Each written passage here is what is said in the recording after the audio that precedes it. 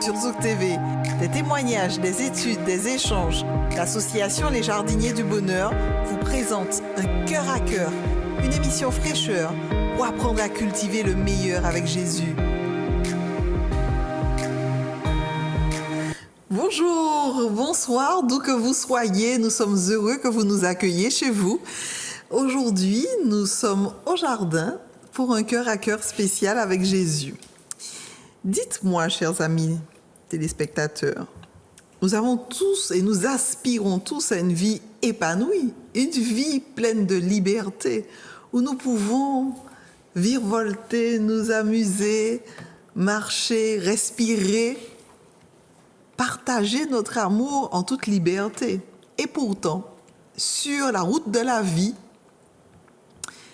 nous côtoyons parfois, tristement, Monsieur Addiction. Les addictions. Addiction et liberté, libérer des addictions. Je reçois aujourd'hui pour vous 2 jardiniers, étudiants de la parole de Dieu, qui souhaitent partager avec nous leurs expériences autour des addictions. Peut-on être libéré d'une addiction? Une addiction, n'est-ce pas une situation à vie, désespérante? C'est ce que nous allons découvrir ensemble. Bonjour Joseph. Bonjour Pascal, bonjour chers amis.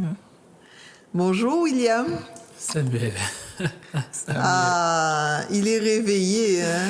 Oui, effectivement, aujourd'hui, nous avons notre beau Samuel. Non. Bienvenue Samuel. Bonjour Pascal, comment tu es? En pleine forme, je suis heureuse de vous accueillir parce qu'aujourd'hui, nous allons apporter du réconfort à ceux qui nous regardent, qui nous écoutent. Samuel, qu'est-ce qu'une addiction?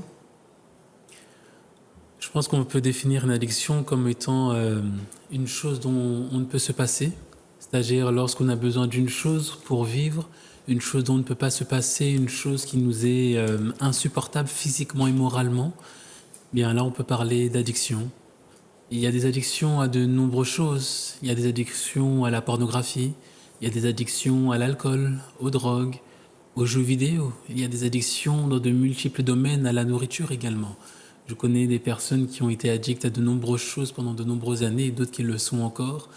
Donc l'addiction est un sujet assez vaste. Est un sujet lourd. Ouais, très lourd. Oui. Et qui vient miner la vie de ceux qui sont en addiction, mais de leur entourage également. Alors, peut-on s'en libérer? J'aimerais que le temps qui nous est imparti, que vous puissiez, peut-être pas dans la globalité, mais un peu nous donner des pistes à nos amis téléspectateurs, nos jardiniers du bonheur, leur donner des pistes qui vous ont permis aujourd'hui de dire « Moi, je suis libéré de l'addiction ». Alors, Joseph, est-ce que c'est déjà arrivé qu'avec Samuel ou sans Samuel, que l'addiction ait croisé votre route? Ben oui, moi j'étais addict à la drogue, à l'herbe. Et tout à l'heure, on a dit quelque chose, on a parlé de liberté. Et pour pouvoir échapper à ces addictions, il faut que le désir de liberté soit plus fort. Et puis, il faut comprendre que on tombe dans les addictions en pensant que nous serons libres. Mais on se rend compte que nous sommes enchaînés. Donc, c'était une expérience personnelle. Donc, on dit j'ai voilà. Donc vécu. D'accord. Donc, en tombant dans l'addiction, c'était celle de la drogue. Celle de la drogue, oui. L'idée était de pouvoir se dire j'ai besoin de liberté, j'ai besoin d'évasion. Ouais, c'est comme ça que c'est parti. Surtout que nous étions dans le quartier, que on n'avait rien à faire, on ne faisait rien, on n'avait pas d'argent dans les poches. On voyait que tous les copains partaient en voiture et que nous, on restait là. Alors, pour pouvoir se libérer, pour pouvoir passer une bonne soirée, mais bon, on a dit qu'on va essayer, on va voir qu'est-ce que ça fait. Et c'est parti de là. Et tout de suite, il y a eu une dépendance. La dépendance ne vient pas tout de suite, mais en fait, la dépendance vient dans l'euphorie. On se sent bien, alors pourquoi arrêter? D'accord. Oui, on se sent bien, on se sent, on oublie les problèmes, on oublie les soucis, et voilà. D'accord.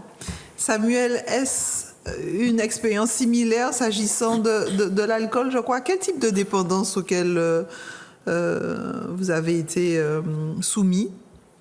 Bien, pendant de nombreuses années, j'ai été addict à l'alcool, principalement. Et moi, c'est un cheminement un peu différent. C'était quelque chose de récréatif au début. C'est-à-dire que j'avais... De festif? C'était très festif, vous savez. À Paris, comme mes collègues disaient, il est difficile de ne pas manger au restaurant sans prendre de vin. Et donc c'est quelque chose qui est venu petit à petit, puisque moi je ne buvais pas d'alcool. Dans ma famille, on ne buvait vraiment pas d'alcool. Peut-être une fois dans l'an, vous savez, on buvait des boissons traditionnelles, des liqueurs à base de crème de noix de coco, etc. Donc c'était ce genre de choses que j'avais déjà goûté, mais en très faible quantité. Et pour moi, une personne qui buvait de l'alcool, de toute façon, était une personne qui était pratiquement dans la déchéance. Donc pour moi, boire de l'alcool, c'était une chose qui ne faisait pas sens. Mais au fur et à mesure, vous savez, avec les collègues, avec l'influence qu'on vous donne, toujours on vous dit, bien, écoute, il y a tel type d'alcool qui est extraordinaire, tu n'as jamais goûté tel type de choses, etc. Et au fur et à mesure, comme j'ai essayé de ressembler à mes collègues, d'aller le plus rapidement possible, et finalement, je trouvais ça assez cool. Je trouvais que le fait d'être un peu sous, finalement, c'était pas un réel problème. Puisque lorsque j'étais dans l'ébriété, finalement, au début, j'estimais que c'était une joie qui était agréable, une joie qui était saine. Et finalement, vous savez, de fil en aiguille, on devient rapidement addict, puisqu'on m'invitait dans de nombreux clubs où on invitait de grands entrepreneurs qui venaient nous expliquer beaucoup de choses, enfin, qui nous parlaient de leur parcours, qui nous parlaient de la manière dont ils développaient leur business. Et après ces courtes périodes, ces courtes conférences, on se retrouvait toujours dans un contexte lié à l'alcool. Donc après, finalement, c'était de plus en plus. Et il s'avérait que j'avais une grande résistance à l'alcool. Donc moi, je me disais, non, de toute façon, l'alcoolisme, c'est pour les autres. Ces gens-là, ils sont assez fragiles, ils sont assez fébriles. Et combien de verres? Donc quand vous parlez de résistance, vous étiez capable de boire combien de verres par jour? Oh, vous savez, une bouteille de vin rouge, plus après du cognac et du vieux rhum. Une bouteille? Ouais. Ah, carrément, c'était par bouteille que vous mesurez ça. Généralement, vous savez... Et c'était seul ou toujours en compagnie de tierces personnes? Au début, c'était avec les autres. Et puis au final, de fil en aiguille, bien, vous savez, comme j'étais dans mon bureau, je restais souvent seul dans mon bureau, souvent jusqu'à minuit, souvent après minuit. Donc forcément, vous savez, quand j'appelais le restaurant, je commandais un hamburger ou je commandais à manger, puis j'achetais ma bouteille de vin rouge et puis je mangeais. Et donc finalement, j'ai commencé à boire seul et pour moi, ce n'était pas un problème puisque je me disais toujours, j'arrive à contrôler ça, même sous, j'arrive finalement à conduire, j'arrive à travailler, personne ne s'en rend compte. Et finalement, c'est là où finalement, les choses ont commencé à se développer. Puisque finalement, je voyais que même pour faire du sport, ce n'était pas un vrai problème si je ne buvais pas quelques heures avant le sport. Si je buvais au moins 4 à 5 heures avant la séance de sport, je voyais que malgré ça, j'arrivais à lutter au sol, j'arrivais à faire tout normalement. Bon, j'étais un peu plus lent que la normale, peut-être un peu plus faible qu'en temps normal, mais finalement, personne ne s'en rendait compte, même au niveau de l'odeur que je dégageais, personne ne s'en rendait compte. Donc finalement, pour moi, ce n'était pas un problème qui s'est présenté tout de suite. Et ça a duré combien de temps, cette période où personne ne se rend compte, où on contrôle, on maîtrise, où on n'a pas l'impression d'être en train de glisser subtilement? Bien, comme vous avez dit dans l'une des précédentes émissions, j'avais créé une entreprise quand j'étais assez jeune. Je pense que je devais avoir 23 ans. Il faudrait que je calcule, je me rappelle même plus. J'étais assez jeune. Je crois qu'il est encore très jeune, notre jardinier. Oui, bien sûr, je suis encore assez jeune. J'ai créé mon entreprise lorsque j'avais 22 ou 23 ans, je ne sais plus. Et vous savez, à cet âge-là, vous pensez tout puissant, vous pensez que vous ne pouvez pas mourir, que finalement votre corps est indestructible puisque vous prenez une cuite la veille, le lendemain matin, ben, finalement vous êtes prêt pour aller travailler sans aucun problème. Vous passez 2-3 nuits sans dormir ou en dormant que 2-3 heures. Le corps se rétablit rapidement, donc finalement vous dites bah, qu'est-ce qui peut m'ébranler finalement et, euh, et je pense que je suis resté dans l'addiction pendant 5 ans certainement. 5 ans certainement. Et ce qui m'a permis d'en prendre conscience, c'est lorsque bien, finalement quelques-uns de mes proches en sont rendus compte. Bien, lorsque je rentrais chez ma mère, bien, elle se rendait compte qu'il y avait quand même quelques bouteilles sous mon lit. Puisqu'en fait, souvent, tellement j'étais alcoolisé au réveil, je ne me rendais même pas compte que j'ai laissé des bouteilles sous mon lit. Donc j'allais prendre ma douche, je m'habillais, je me parfumais. Donc pour moi, tout était cool, mais j'oubliais les traces de mon forfait qui était situé sous mon lit.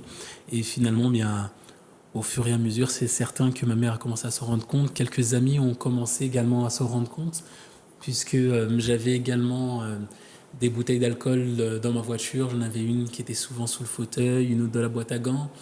Et mes amis voyaient que je buvais, même en conduisant, pour moi c'était devenu normal. C'était comme si je buvais de l'eau ou du jus. Et donc, bien, finalement, quelques personnes, mais peut-être 2 personnes m'ont fait la remarque, en dehors de ma mère, me demandant si j'arrivais toujours à contrôler bien l'alcool dans ma vie, si c'était toujours quelque chose de récréatif ou si c'était une chose qui ne pouvait pas être contrôlée. D'accord. Est-ce que l'alcool pour Samuel, la drogue pour Joseph, est-ce qu'à certains moments, il y a eu des polyaddictions, c'est-à-dire des addictions multiples? Non, moi, c'était uniquement le cannabis? Le cannabis, oui. Uniquement le cannabis et uniquement l'alcool? Parce qu'à l'alcool, il y a aussi les femmes, il y a aussi le jeu, il y a aussi... J'avais beaucoup d'addictions, oui. Je pourrais dire que la femme était devenue une addiction. C'était c'était assez spécial, disons que je cherchais tout ce qui pouvait me divertir. Et après, j'ai commencé à mélanger l'alcool à certains médicaments, puisque j'avais appris que certaines personnes mélangeaient des médicaments à certains jus et que ça faisait planer. Je me suis dit peut-être que si je le mélange à l'alcool, ça fera planer plus, puisque des fois j'étais fatigué. Je me dis, mais vraiment, il en faut beaucoup pour que je commence à planer. Donc je me dis, bon, il faut que j'aille plus vite. Donc je mélangeais quelques médicaments. Mais quand j'ai vu sur Internet, sur certains forums, que ça pouvait générer des problèmes de santé, j'ai rapidement stoppé cela. Et une fois qu'on est dans l'addiction, je dirais qu'il est plus facile de sombrer dans les autres addictions. Lorsque des amis avaient des drogues à me proposer à tester, bah forcément j'étais beaucoup plus open puisque je me disais de toute façon qu'est-ce que je risque au point où j'en suis. Et je me disais de toute façon mon corps est pratiquement indestructible. Donc si je prends un peu de cocaïne pour tester, si je prends un peu d'une chose ou d'une autre pour expérimenter finalement, qu'est-ce que cela pourra faire à mon corps?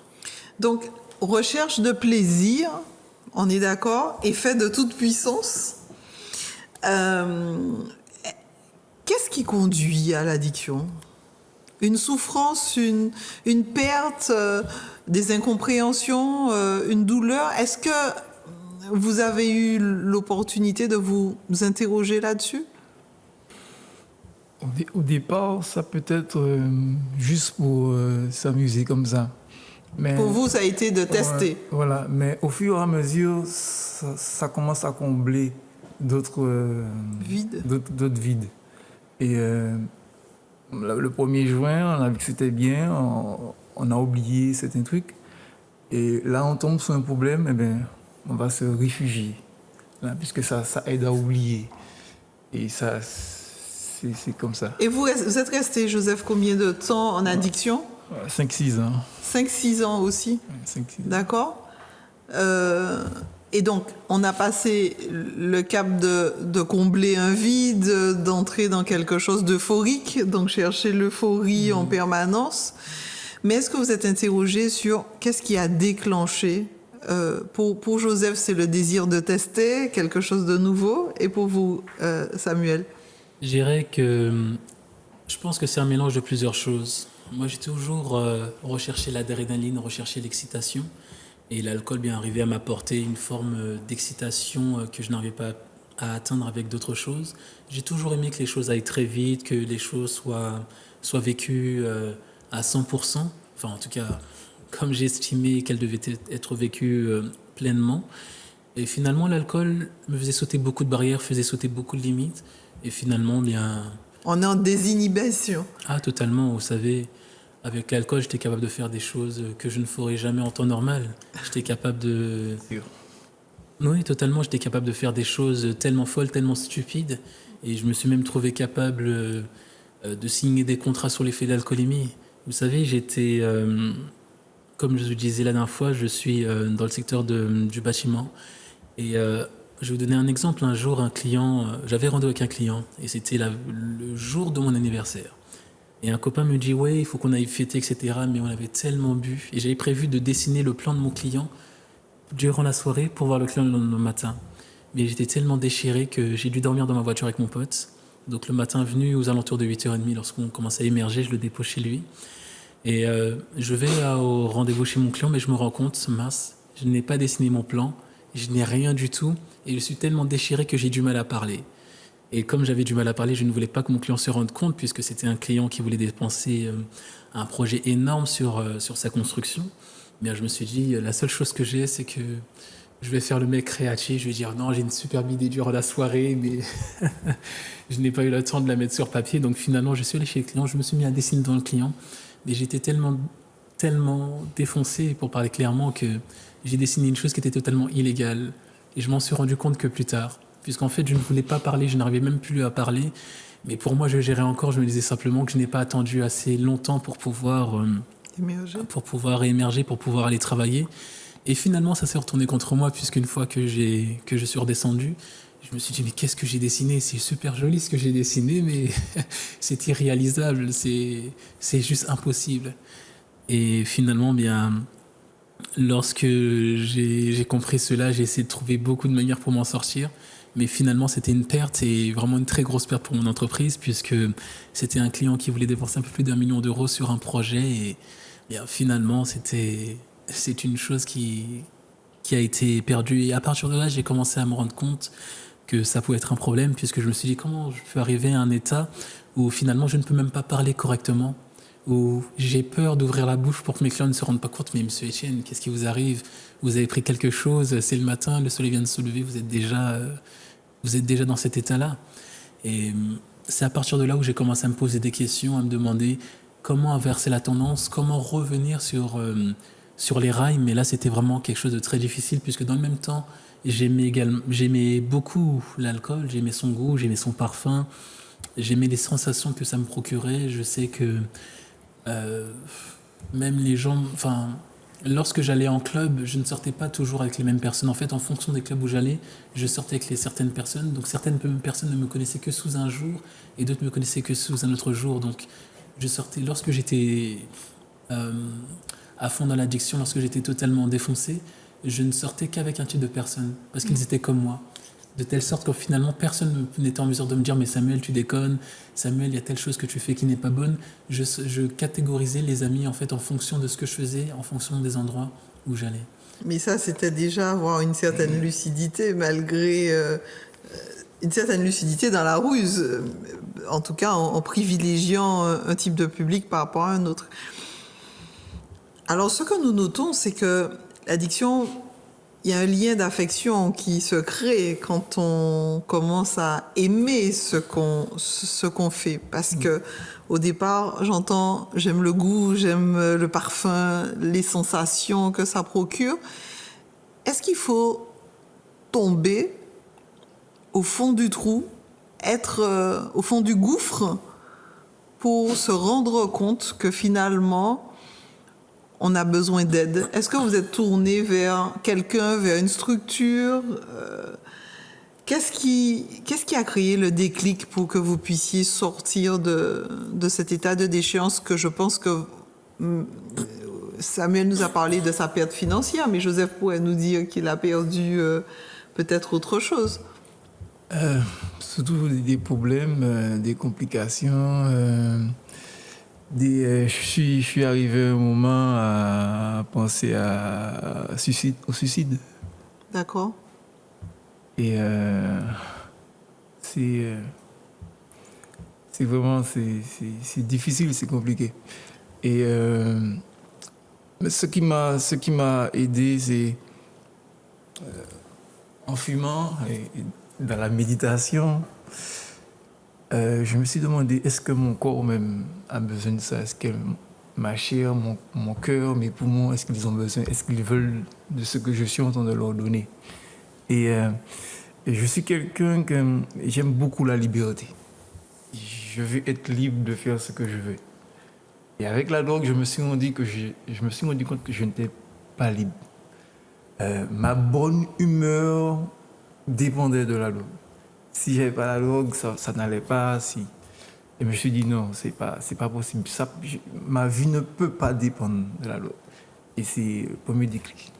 Donc il y a une prise de conscience. Ouais. Samuel aussi a eu sa prise de conscience quand il y a eu la perte financière et... Oui, puisque j'ai signé beaucoup de contrats sous l'état de l'alcoolémie et finalement, comme j'étais pressé d'aller en soirée, j'étais pressé d'aller fêter, souvent les clients me demandaient des choses, je leur disais bon, vas-y, il n'y a pas de souci, on peut y aller, mais je ne me rendais pas compte qu'en donnant mon accord, je perdais de l'argent. Et finalement, ce qui m'a rattrapé, c'est le fait que, au-delà de tout ce que ma mère pouvait me dire, chaque année, je relisais les passages de Proverbes et Ecclésiastes de la Bible, puisque ils font partie de mes passages préférés. Et je me rappelais que Salomon disant que le vin est moqueur, la boisson forte est tumultueuse, quiconque s'égara les passages. Il disait également que ce ne sont pas les rois, les leaders en tout cas, qui doivent se livrer à la boisson, puisque finalement ils deviennent comme des fous et ils ne sont plus capables de se gérer. Et je pensais également un passage qui est dans 1 Samuel 25, lorsque Abigail était mariée à Nabal. Bon, ceux qui me connaissent vous diront que mon personnage féminin de la Bible préféré est Abigail, la femme sage. Et lorsqu'elle était mariée avec Nabal, je me rendais compte que cet homme était tellement sot qu'il a pris la liberté d'insulter David, qui était un homme qui était armé, qui avait beaucoup d'armes avec lui. Et finalement, David était sur le point de l'exterminer, d'aller le tuer lui, de détruire tout ce qu'il possédait. Et finalement, cet homme était tellement sot qu'il ne s'est même pas rendu compte que sa femme est sortie pour régler les problèmes qu'il avait causés. Et bon, à cette époque-là, je n'étais pas chrétien. Mais quand j'étais plus jeune, j'avais lu la Bible, puisque je me disais, si je lis la Bible en entier, je serais un homme très intelligent. Je connaîtrais beaucoup de choses, mais Dieu, vraiment, dans sa bonté, a permis que je me rappelle de ces quelques histoires, de l'histoire d'Abigail et des passages de Proverbes. Et finalement, c'était des choses qui tournaient en boucle dans mon esprit, me disant finalement, qu'est-ce que je recherche, qui suis-je, qu'est-ce que je veux? Est-ce que finalement, c'est l'alcool qui va me rendre heureux? Ou est-ce qu'il y a autre chose qui puisse me rendre heureux, me permettre de vivre une vie que je maîtrise? Puisque finalement, comme mon ami, lorsque on n'a plus le contrôle sur sa vie, c'est une chose qui est assez épouvantable, une chose assez effrayante. Puisque des fois, je me disais, non, mais j'ai prévu d'avoir tel résultat cette année, puisque j'ai des employés, j'ai prévu de garder tel et tel employé. Et finalement, au bout d'un moment, je me dis, mais qu'est-ce qui s'est passé?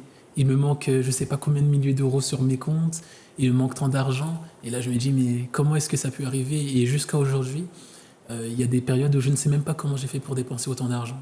Des fois, je sortais, je rentrais, je me disais, mais c'est bizarre, il me manque près de 10 000 euros sur un compte, je ne sais même pas comment j'ai fait pour dépenser ça en si peu de temps. Et finalement, c'est là où je me disais, non, il est temps vraiment de remettre les pieds sur terre, il est temps de se calmer, et il est temps bien de voir comment changer de vie. Et donc, lors de cette prise de conscience, qu'est-ce qui s'est passé pour sortir de l'addiction et arriver à cet état où vous êtes aujourd'hui? Je vous vois de beaux jeunes hommes équilibrés, vous avez l'air d'être sages. Alors, qu'est-ce qui s'est produit? Qu'est-ce qui fait que vous vous êtes tourné vers d'autres sources? C'est quand on prend conscience, c'est là où le combat commence. C'est là où ça devient le plus difficile.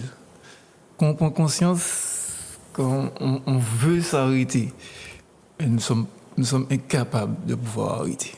Je me dis toujours que j'ai ouvert une porte, je l'ai ouverte, mais elle s'est refermée derrière moi. Et je ne trouve plus la sortie. Et c'est là où l'angoisse augmente, et c'est là où tu vas fumer encore plus. Parce que tu es angoissé, tu te sens prisonnier et tu veux t'en sortir, mais tu ne sais pas. Alors, est-ce qu'il y avait quelqu'un dans votre entourage pour vous aider, pour vous accompagner? Qu'est-ce qui s'est passé? Parce qu'il nous reste très peu de temps, mais je veux savoir qu'est-ce qui s'est passé. Il y avait personne, mais comme Samuel a dit, il a lu la Bible quand il était petit et que c'est resté. Et j'ai lu un passage de la Bible, je l'ai entendu. Et ce passage-là, c'est Matthieu 19, verset 26, qui dit que aux hommes, cela est impossible, mais à Dieu, tout est possible. Et ce verset-là vous est revenu à l'esprit? Cela m'est revenu à l'esprit. Et quand j'ai entendu cette voix-là, c'était la libération. Je me suis dit, Eureka, c'est OK, c'est possible. Sans effet. Parce que quand il y a un retrait comme ça, on a des symptômes, des tremblements, des sursfroids. Non. Moi, je n'ai aucun de ces problèmes. Et du jour au lendemain, vous en êtes sorti. Oui, du jour au lendemain. Mais il faut savoir, il faut désirer vraiment, mais vraiment désirer. Il faut que le désir de s'en sortir soit plus fort que le désir de fumer. D'accord. Samuel, ça a été comment cette sortie de cette trou noir, de cette période de questionnement, de doute, à cette période de stabilité? Disons que j'avais quand même une grosse appréhension. Je me posais la question de savoir, mais est-ce que je vais pouvoir arrêter? Et si je continue à fréquenter mes amis, ce n'est pas possible, puisqu'il y avait certains endroits où j'allais, même après avoir perdu de l'argent, on continue à m'offrir de l'alcool gratuitement. Donc je me disais, j'arriverai jamais à m'en sortir. Et puis je me disais, non, je vis à Paris, c'est la ville du vin, quoi. C'est la ville du champagne, tous ces alcools sont français. Je me disais, non, je pourrais pas vivre sans ces... Et puis au début, je me disais, bon, il faut que je ralentisse, mais je vais continuer, puisque vraiment, c'est trop doux, c'est bon. C'est bon, quoi, oui, c'est totalement. Je me disais que c'était une chose que j'aimais énormément, donc je voulais trouver des manières de réduire, mais je ne voulais pas m'arrêter. Donc j'avais commencé un régime végétalien, comme je vous avais expliqué la dernière fois, et durant ce régime, j'avais réussi à réduire ma consommation d'alcool, mais je continuais à consommer. J'avais réduit uniquement parce que je savais qu'il y avait une compétition à la sortie, et je voulais à tout prix la faire, et je savais que j'avais quelques camarades qui buvaient de l'alcool, mais qui pratiquaient du sport à haut niveau, donc je me disais, si je bois une fois de temps en temps, ce n'est pas une chose problématique. Mais après, bon, j'ai eu un accident de moto, ce qui fait que je n'ai pas fait la compétition. Là, j'avais replongé dans l'alcool encore plus profondément, puisque là, je pouvais même plus faire de sport. Mon dos était en mauvais état. Et là, ma mère commençait à avoir quelque chose, puisque bon, à cette époque-là, j'avais un appartement à Paris. En fait, c'était aussi ça. Je cachais la vie que je menais. Personne ne savait que j'avais un appart à Paris, que je vivais ce genre de vie-là. Et là, pour le coup, comme j'étais mal, je ne pouvais plus cuisiner, donc forcément, j'étais chez ma mère. Et elle se dit, mais c'est bizarre, il reste dans le noir pendant plusieurs jours de suite, il ne sort pas. On dirait en plus que son téléphone est sur off, puisque je ne l'entends pas parler au téléphone. Donc elle me posait la question, qu'est-ce qui se passe, quel est le problème? Et là, bon, je ne voulais pas lui dire que oui, je suis tombé de moto, mon dos est foutu, etc. Je lui ai dit bien plus tard. Et lorsque j'ai vu que finalement, je n'avais aucune opportunité, aucune solution pour m'en sortir, bien, je me suis dit, je vais continuer. Mais j'avais beaucoup d'appréhension, je voulais arrêter, mais je n'arrivais pas. Et lorsque je sortais, même lorsque je n'avais plus d'argent, mes amis me disaient, tiens, je t'offre une bouteille, tiens, prends ceci, tiens, prends un verre de ceci ou de cela. Donc forcément, ça continue à m'encourager. Donc, comment c'est arrivé? Au bout d'un moment, je me disais, bien, je sais qu'il y a un Dieu sur terre, je sais qu'il y a aussi le diable, et je me disais, bien, il faut que je fasse les choses concrètement. Au bout d'un moment, il faut que je choisisse entre Dieu et le diable, puisque ce n'était pas, ma problématique ne se résumait pas qu'à l'alcool. Et finalement, je me suis dit, si j'accepte Dieu, il faut que je sache qui il est, il faut que je sache ce qu'il attend de moi. Donc j'ai commencé à étudier. Et c'est là où j'ai rencontré mon frère William. Et j'ai étudié également avec un pasteur à Paris Sud, Charlie Raison. Et pour le coup, lorsque je commençais à étudier, je me posais beaucoup de questions. Je me disais, mais qu'est-ce que dit la Bible sur l'alcool? Qu'est-ce que la Bible dit sur les addictions? Puisque, par exemple, dans Proverbe 23, à partir de verset 23, la Bible nous dit, ne sois pas parmi les buveurs de vin, ni parmi les gourmands, car le buveur et le gourmand deviendront pauvres et sommeillés revêts de haillons.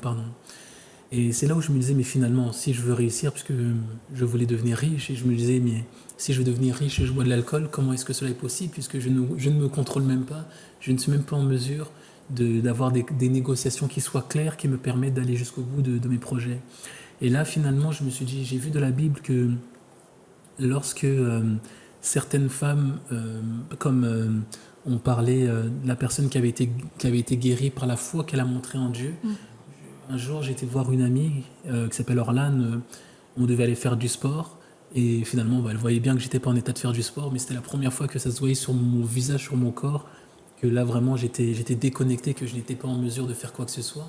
Et là, elle m'a demandé, mais qu'est-ce qui t'arrive? Je t'ai jamais vu comme ça, t'as pas l'air dans ton assiette. Et là, je lui ai dit, ouais, tu sais, je suis tombé dans l'alcool, c'est dur, je suis quasiment amoureux, je peux plus m'en passer. Et là, elle m'a dit, bah écoute, je sais pas quoi faire pour toi, mais la seule chose que je peux te proposer, c'est de prier. Et après, je me suis dit, bon, bah, s'il y a des personnes qui ont fait preuve de foi dans le passé et qu'ils ont été délivrés, je me suis dit, bah, je vais faire une expérience avec Dieu. Et j'ai prié avec mon ami, j'ai dit, Dieu, écoute, je ne sais pas si tu existes. J'étudie, mais je ne suis pas totalement convaincu que tu existes. Sinon, pourquoi autant de souffrance dans le monde? Pourquoi il y a des gens qui meurent? Pourquoi certaines personnes que je connais se sont même suicidées? C'est parce qu'ils ne trouvaient pas d'espoir. Et je me suis dit, écoute, si tu existes, je vais prendre un risque. Soit tu me fais mourir, puisque finalement la vie n'a aucun sens, j'ai tout perdu, je ne suis plus personne, ou sinon tu me délivres de l'alcool. Et je lui ai dit, c'est tout ce que je te demande. Et je lui ai dit, si tu ne le fais pas, moi je ferai un pacte avec le diable. Donc je me suis dit, écoute, je vais prendre un risque. Et finalement, en 2 jours, j'ai été délivré de l'alcool. Mais 2 jours, c'est parce que j'ai mis du temps à accepter. J'ai mis du temps à me dire, mais c'est possible. Et comment identifier qu'on a été délivré? Bah, par exemple, moi, quand je me levais le matin, l'une des premières choses que je faisais, c'était de chercher du vin. Chercher du vin ou chercher quelque chose qui allait me mettre une petite claque. Et comme du cognac, par exemple, j'aimais bien boire ça le matin. Mais finalement, je me disais, un matin où je me suis levé, je n'ai pas ressenti l'envie de boire de l'alcool. Et j'ai même oublié de boire de l'alcool. Et c'est quand je vais à la douche, je me dis, mais attends...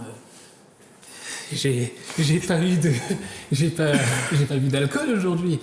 Et je me dis, mais non, il faut quand même que je boive un peu là, sinon ça risque d'être chaud pour la journée, puisque je m'ennuyais beaucoup en plus. J'étais au travail, mais je m'ennuyais à mourir.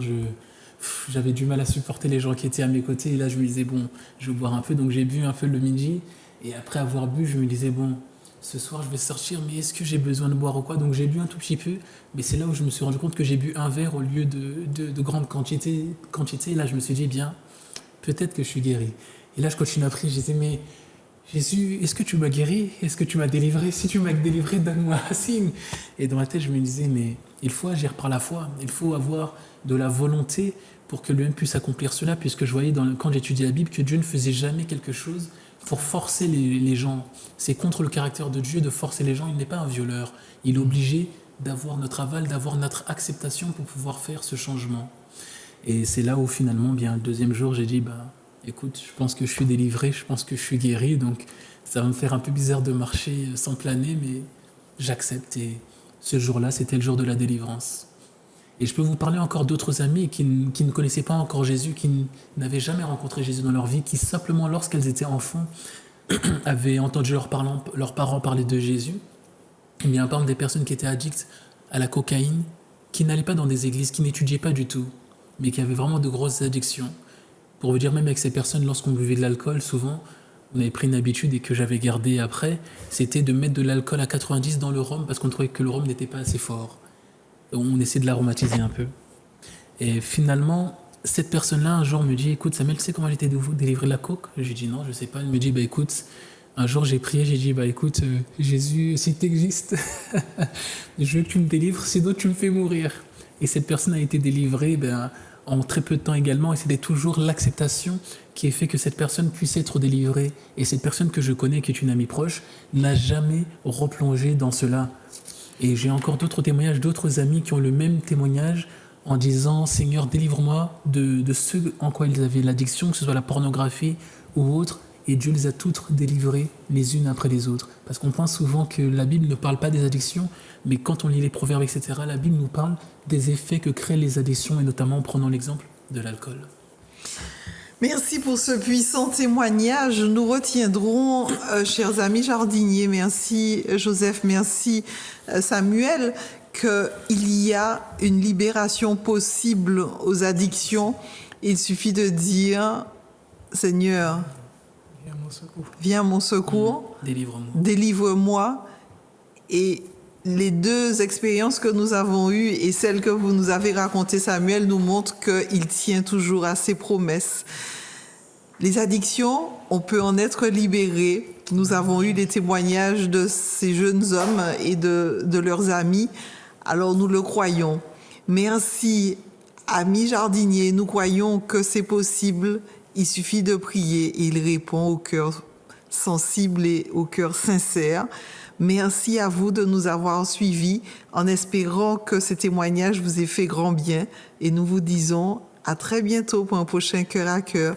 Merci Hervé, merci François de ce merveilleux partage. À bientôt.